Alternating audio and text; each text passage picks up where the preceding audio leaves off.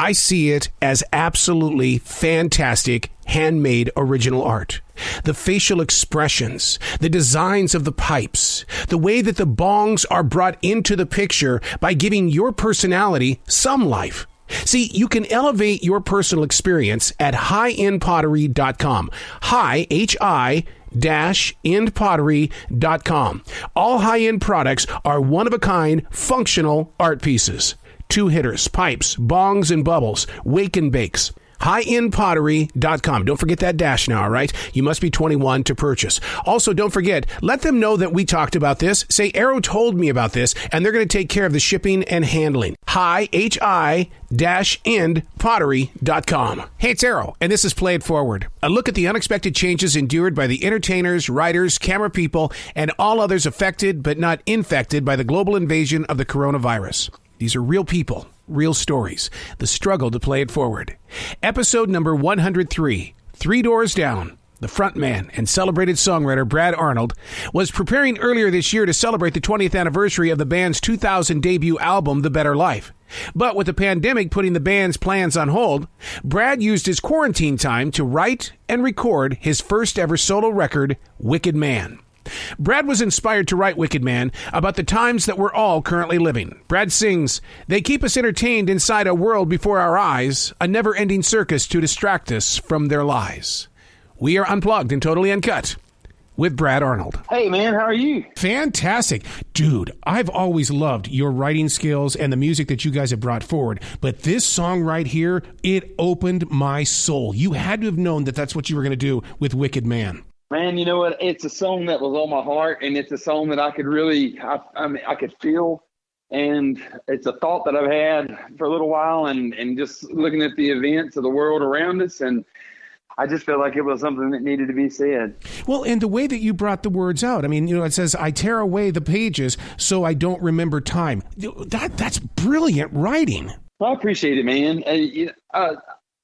I've always just tried to write to where I knew what I was writing about, and people know what I'm writing about, but I want them to be able to make it their own and kind of leave lines open-ended to where they can make their own interpretation of things as well. Well, that's fantastic in the way that you write, because you know what I felt when I was listening to it was like, my God, this is a brand new Ohio from Crosby, Stills, Nash and Young, because I felt an empowerment from it. Well, I appreciate that, man. It's definitely a little bit different idea for song for me.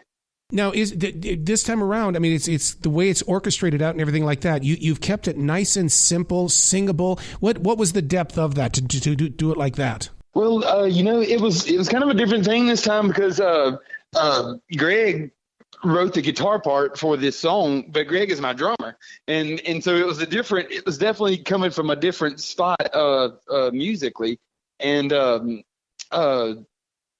with him coming up with the music, it hit me in a different place. But I just kind of kept it.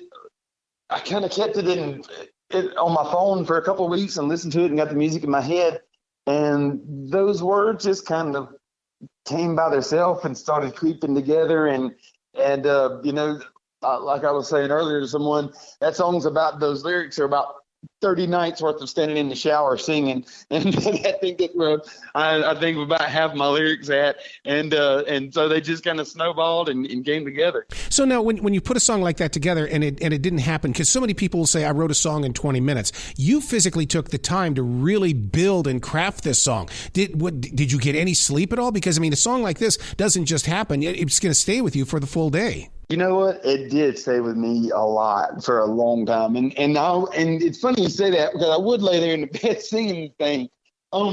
But I've had those songs like Kryptonite I wrote that song down just as fast as almost I could write it down. And then sometimes songs like this, they take a little more thought. You know what you want to say, but you just want to find the right way to say it. Well, are we in kind of a different time in the way that, Kryptonite was such a, I was on the air when that song first electrified everything. And then now it's like, I don't want to say maturity, but really there is a strong, mature sound here. Well, thank you, man. I appreciate it. Back about the time when we were writing songs back then, we were kind of coming out of the kind of post-grunge thing. And I grew up listening to all that stuff.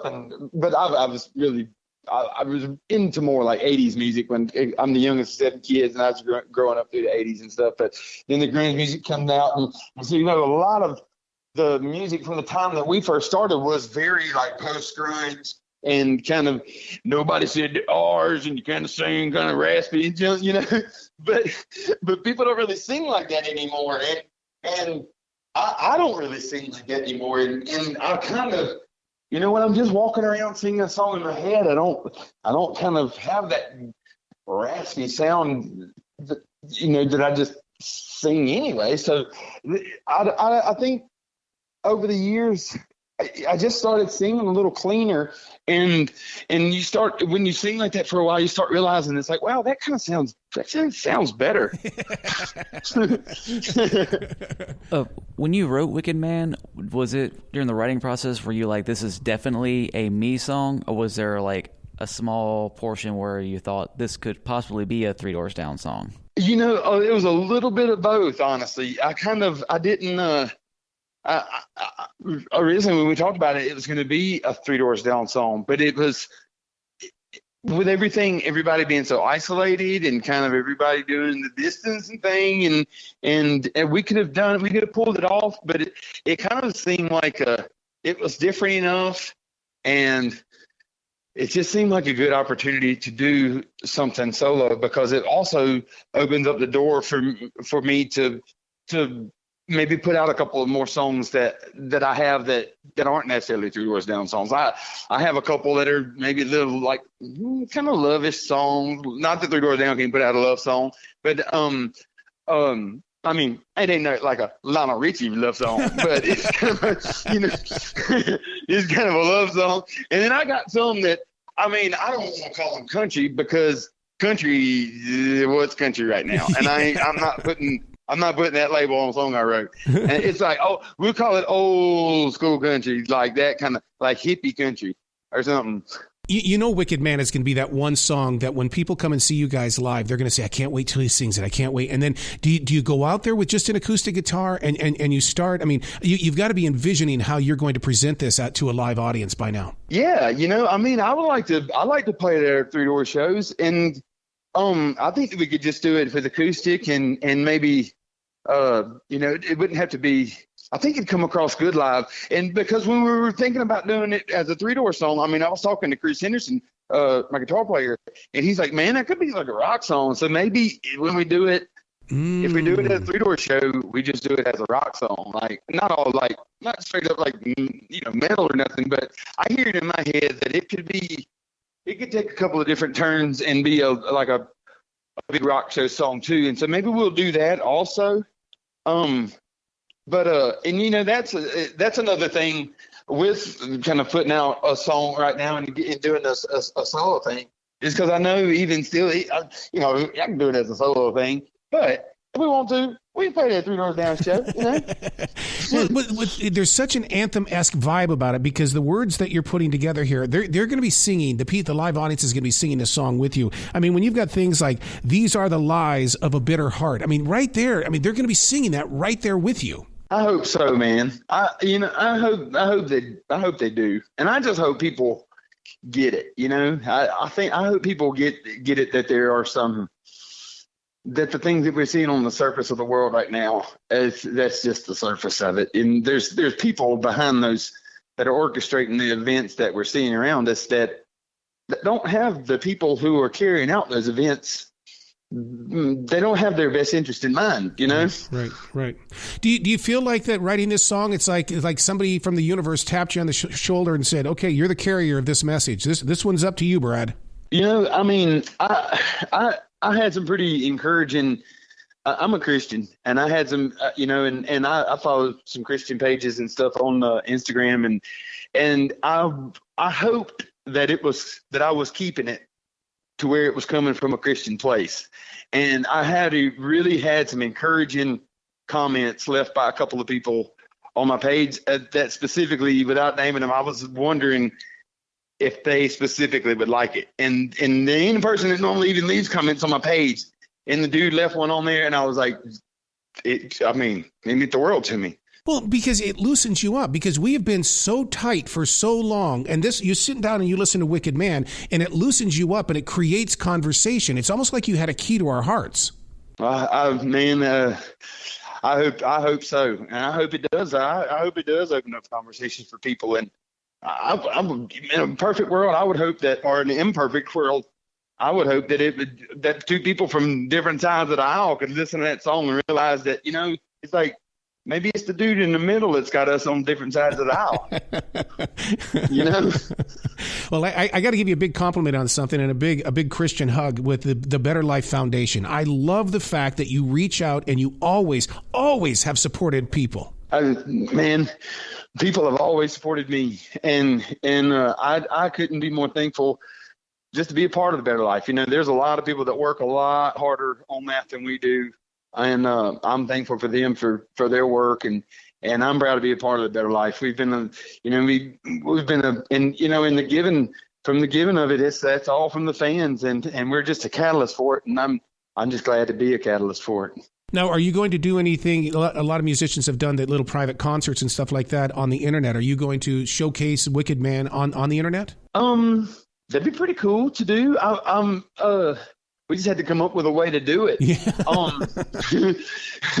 Because I mean, we really, and that's another thing with recording that song. We recorded in the same little studio that we recorded our last record at, but with about half of the gear in there. Oh, wow. But we recorded this thing with so little stuff until the final little recording of it. Greg and I were both of us have these little Lewitt microphones, and those little Lewitt microphones, they have a little user interface on them that'll plug into your GarageBand on your phone. And it is amazing how good they sound.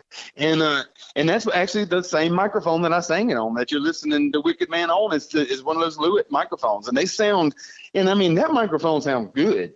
And old school, most people, y'all know, but most people probably don't know, like recording studio microphones, those things are astonishingly expensive. Yep. Yep.